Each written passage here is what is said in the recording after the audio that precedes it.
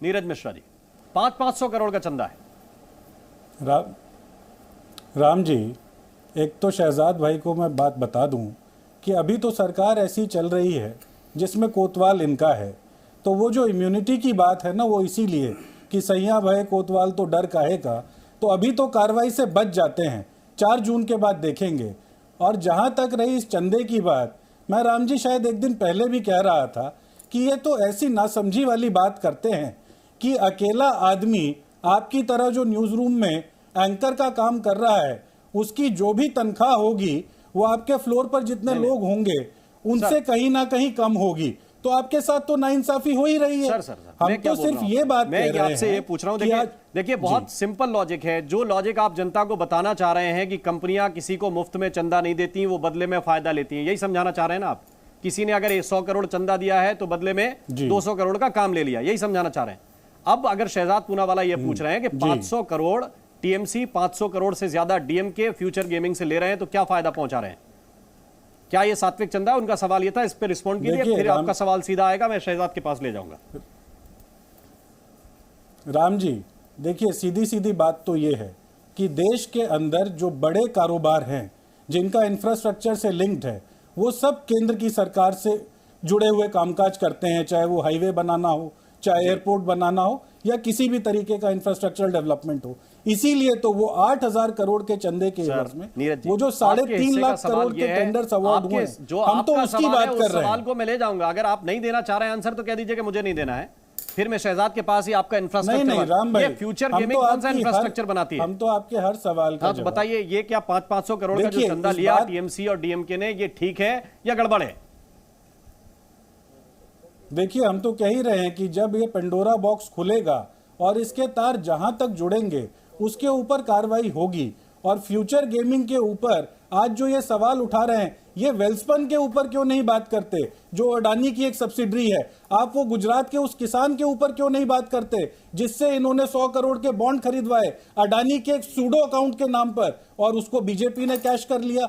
जो बड़े घोटाले हैं आप उनके ऊपर तो बात करेंगे नहीं। हम तो इनकी तरह ये नहीं कह रहे। अगर आपको लगता है कि 500 करोड़ का चंदा किसी दल को मिलना छोटी बात है, मैं यही छोड़ देता हूं। आप केवल कह दीजिए कि 500 करोड़ का चंदा एक पार्टी को मिलना एक कंपनी से अगर छोटी बात है, मैंने छोड़ दी। शहजाद पूनावाला रिस्पॉन्ड कीजिए, जो वो सवाल पूछ रहे हैं उसका जवाब दीजिए। अभी देखिए नीरज जी, एक एक करके, क्योंकि 2 ही मेहमान हैं। देखिए अभी उन्होंने पहले गिनाने लगे कि इसको इतना चंदा, इसको उतना चंदा, ये सारा कुछ आ गया है पब्लिक डोमेन में। और फ्यूचर गेमिंग जो धंधा करता है वो केवल केरला, तमिलनाडु, इन राज्यों में होता है। यूपी बिहार में लॉटरी का है ही नहीं, तो और वहीं की सरकारों को उन्होंने चंदा दिया है। अब बता दीजिए कि वो चंदा या वो चंदा धंधा, नहीं बताएंगे, छोड़ दीजिए। उन्होंने इंजीनियरिंग कंपनी की बात की, इंफ्रास्ट्रक्चर कंपनी की।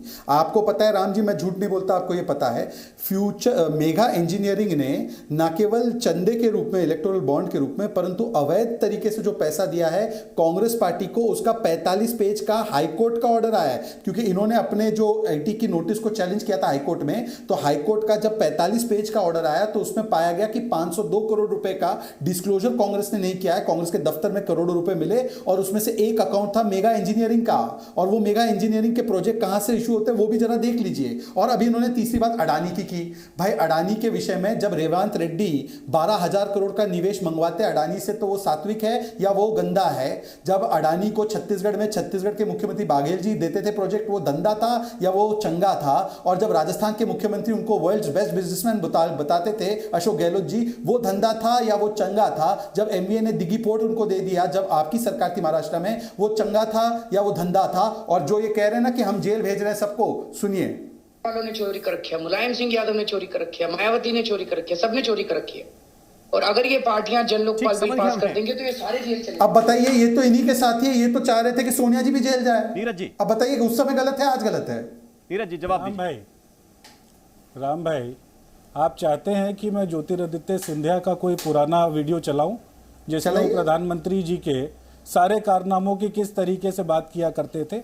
और जहां तक रही बात अभी जो शहजाद भाई कह रहे थे छत्तीसगढ़ और राजस्थान की, बहुत अच्छा किया कि आपने इसका जिक्र किया, क्योंकि छत्तीसगढ़ में जब कांग्रेस की सरकार थी और अडानी जी हमारे यहाँ काम कर रहे थे, हमने हसदेव के जो जंगल हैं वो उनको सुपुर्द नहीं कर दिए थे, जहां पर आज के समय में 10,000 से ज्यादा पेड़ काट दिए हैं। वो जो इकोलॉजिकल डिस्ट्रक्शन आप लोग कर रहे हैं, जो इर्रिपेरेबल डैमेज है, उसको हम लोगों ने अलाउ नहीं किया था। अब तो क्योंकि आपकी सरकार है, आपके मुख्यमंत्री हैं, जाए वहां के आदिवासी कहीं भी, आपने तो जंगल दे दिया दान में। और वैसे ही राजस्थान के अंदर जब ये 6,000 करोड़ का निवेश करने के लिए आए थे तो हमने इनको कहा था आपको एज पर पॉलिसी काम करना होगा। आज आप पॉलिसी उनके हिसाब से तैयार कर रहे हैं। हम तो सिर्फ ये बात कहते हैं कि देश के अंदर ये जो कार्टेलाइजेशन का सिस्टम बना दिया है, जिसके अंदर एक व्यक्ति के लिए आप पॉलिसी भी बदल देंगे, आप लोगों को भी हटा देंगे और उनको मुआवजा भी नहीं देंगे, ये जो कार्टेलाइजेशन है इसका हम लोग विरोध करते हैं। शहजाद रिस्पॉन्ड करना चाह रहे हैं, लेकिन इतनी बात समझ में आई कि इस चंदे के काम में सभी पार्टियों के हाथ काले हैं और सबके पास पैसा गया है, तो कौन किसको जेल में डालेगा? क्या यह सत्ता के जोर पर तय होगा? शहजाद पूनावाला।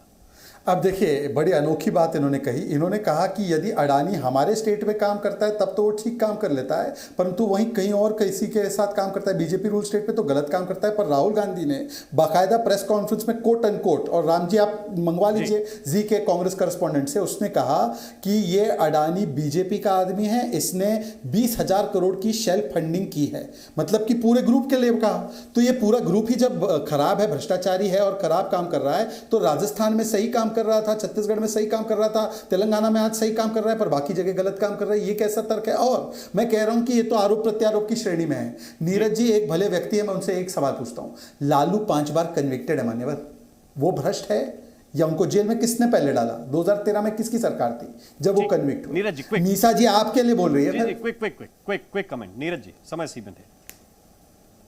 राम भाई, अब ये तो वही बात हुई कि अब ये हमें जवाब देंगे कि किस तरीके से नारायण राणे करप्ट थे या नहीं थे। अजीत पवार जो 70,000 करोड़ का घोटाला करके चक्की पीस रहे थे बकौल देवेंद्र फडणवीस, वो भ्रष्ट थे कि नहीं थे? हेमंत बिश्व शर्मा के मामले में क्या कहना चाहेंगे? और वो जो लंबी फहरिस्त है उसके बारे में क्या कहेंगे? इस पर जवाब दे दे तो मैं भी आपको साथ में जवाब दे दूंगा। और एक दूसरे से आरोप मैं एक वाक्य में दे देता हूं। समय बहुत सीमित है। मैं आप सब दोनों मेहमानों का धन्यवाद करना चाहता हूं। बहुत बहुत शुक्रिया, बहुत बहुत धन्यवाद हमारे साथ जुड़ने के लिए। जी न्यूज़।